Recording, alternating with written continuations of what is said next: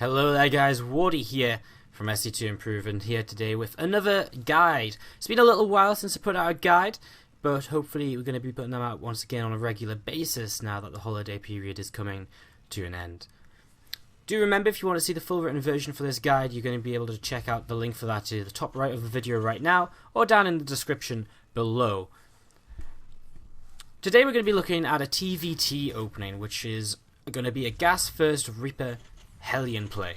It's a really nice build order because it gives you a lot of safety in the early game and the chance to really pressure your opponent while following up in multiple different ways. You can go into a Cloak Banshee follow-up, you can go into a Raven follow-up, you can follow up with a Cyclone to be super safe or a Siege Tank to be aggressive. You can go into 3 command centers, or you can just play off 2 command centers initially as well.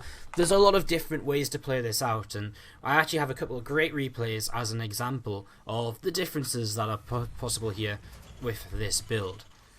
This first game is actually going to be a mirror build order initially, as we see Reaper-Hellion against Reaper-Hellion.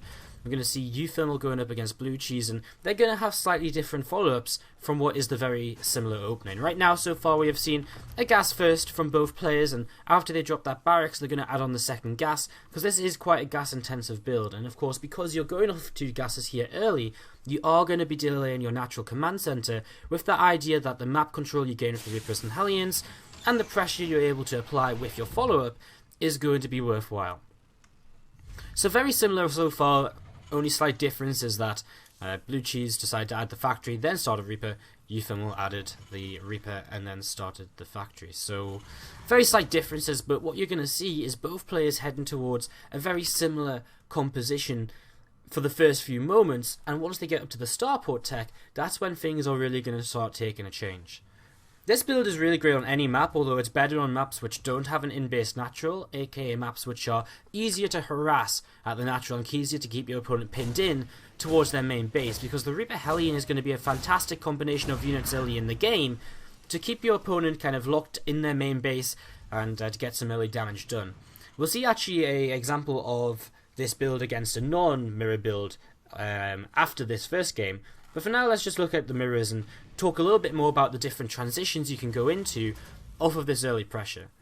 So as they both open Reaper-Hellion, there's actually not a lot of reason to really be the aggressor. I mean, it was nice if you can, maybe lock your opponent into their main base a little bit here on Prion Terraces, but again, because it's similar openings, it's going to be a, you're not really going to gain very much, basically, because the command center is going to be late for both players, and by the time they want to move their command center down to the natural, holding the low ground isn't going to mean very much.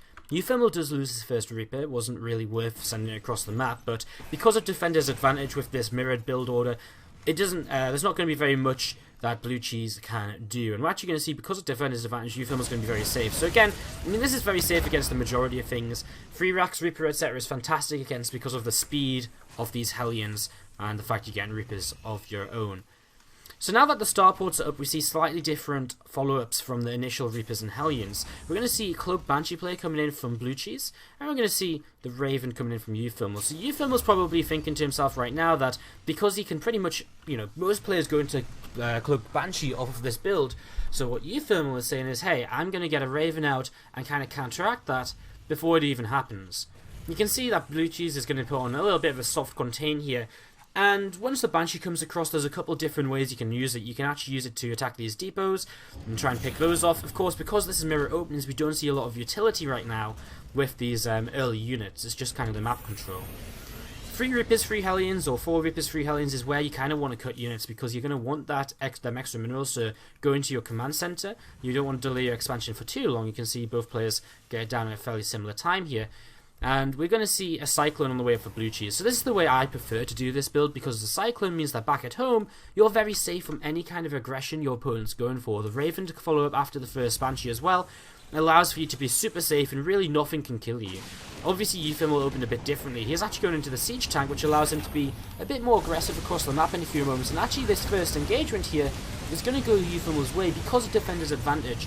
The Hellions from Blue Cheese get separated, the Banshee gets turned away by a Viking and by this Raven, and the Banshee is actually going to go down now as well. So you can see that, you can adapt this build to follow up however you wish, and while this was a very aggressive follow up from Blue Cheese, he overcommitted a little bit, considering the fact that Euthermal really was focusing on the defense. With a tank now, of course, though, Euthermal can switch things up and go very aggressive instead of just having to be defensive. With this early tank and with a medevac, you can move across the map very easily. He retained a lot of his early units as well. And this is something that's generally seen against kind of non-mirrored build orders, where with the early units, if you keep them alive, then you're going to be able to push across the map with the first couple of tanks and really put the pressure on while you kind of secure your expansion back at home. You can also see the slight differences here. Euthermal just with a single expansion, and Blue Cheese is going to go into double expansion and into extra barracks very quickly. So with this third command center, you can really build up your SCV count, and sometimes you need to do that. If you don't manage to get damage done, and your opponent expanded a bit earlier than you did, then the faster third CC will help you out to catch up in the SCV count, so you're not too far behind. And with the 1-1-1 setup, with the Cyclone, with the ability to go into tanks, a Raven, and Viking of your own, you should generally be pretty safe, although Blue Cheese has kind of been a little bit overextending right now, kind of coming down this ramp trying to fight this. And also because he overcommitted on the other side of the map originally, he's already behind a little bit in his army, which is where this has all gone wrong for him. And so Euthermal was actually able to continue rallying across the map and able to continue doing damage, which shouldn't really be the case. It's simply because his opponent had already overcommitted at an earlier point of the game. So this game is actually kind of a little bit over right now. I mean, you can see the kind of difference in transitions as well, and we're going to see a little bit more of that in the next replay we look at, where we actually see the Reaper-Hellion opening go up against something a little bit different. So again, I mean, this is just a 1-1-1 follow-up from Euthermal. He's not added any extra racks. There they go now, so they're a lot later, but obviously he's committed to a lot more kind of tanks, etc., and so on. So this is pretty much game in this first game. So let's actually go and take a look at another game where we see this Reaper-Hellion opening being used to great effect. So here in this second game, we actually have a live from Spenu against True Esports Top. This is a match from the Late Fang Cup, which we're going to be watching here.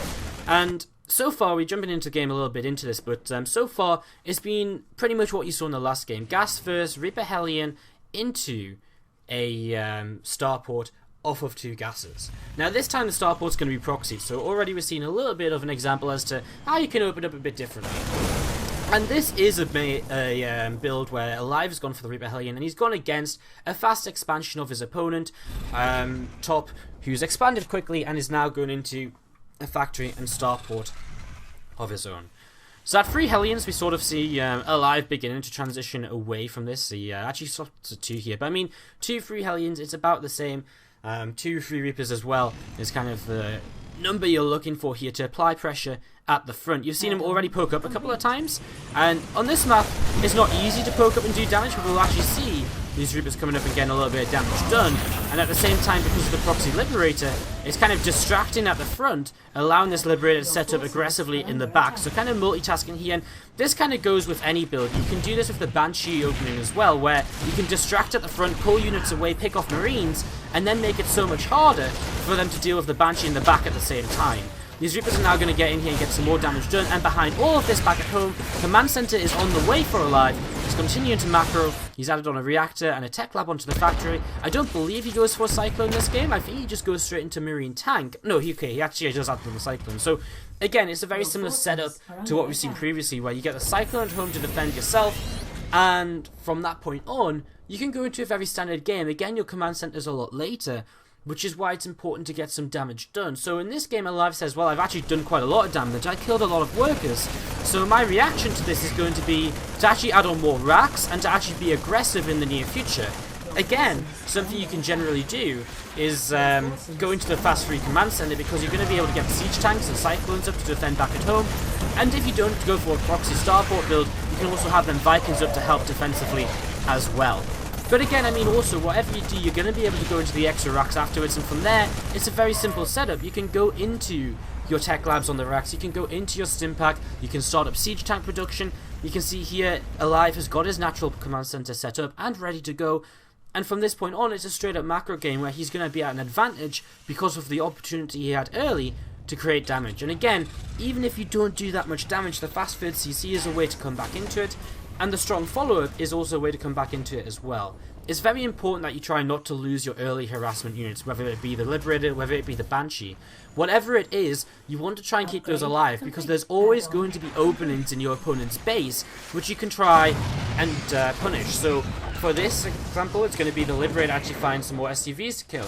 If it's a Cloak Banshee, maybe it finds some SCVs building racks, building another command center for your opponent that's away from a turret. You can get in there, snipe a couple of SCVs, and move away once again. Obviously, it's a very kind of intense, it's a very, how do you say, kind of, you know, it's a very kind of micro-intensive build, but a lot of TvT openings that are gas first are going to be like that with the Cloak Banshees, etc. Again, looking for opportunities to harass, and I mean back over here, you can see it's a defensive setup from Alive. After this initial aggression, you're set up perfectly to defend pretty much anything.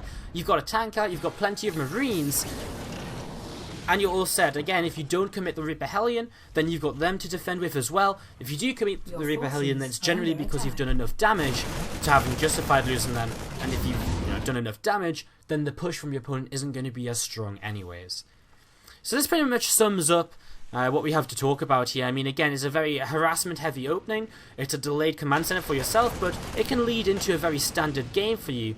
And you can pretty much go into whatever follow-up you want to. Whether you want to play mech, that's also a possibility. But in general, I mean, adding on the racks or a third command center, whatever it is, you can go into a very standard TvT setup with this. With 3 racks, starport, factory, you set up well to go into medevac production, tank production, marine production, start your marine upgrades, and just roll out from there. Again, the most important bit is making sure you make the most out of your early units. You don't want to be throwing them away for nothing. You have to get something done, otherwise you've committed to them for nothing. But remember, if your opponent's going for the same build as you, it's going to be the defender that wins out in the end because of that defender's advantage. Guys, thank you very much for watching the video. If you did enjoy it, make sure you hit that like button, and do make sure to share it and tell your friends. Do let us know what you thought of this in the comments section as well. Let us know if you try out the Reaper-Hellion opening and some kind of variation on the ladder. We'd love to hear from you guys how you've found this build and if it's been successful for you guys. I know myself, I've been loving it in my TvTs. I've been using it all the time recently, especially against those early proxy 3 racks Reaper builds. It's so great to have them early units out for yourself. Again, guys, make sure you check out the website www.se2improve.net, where you'll also find the full written guide for this build. And other than that, I'll see you guys next time. Hello there, everyone. I am Wardy here today to bring you a guide on TY's free command center opening in TVP, which he showcased multiple times over the last weekend when he was playing in DreamHack Winter over opponents such as Parting, Lilbo, Puck, and some others. The full build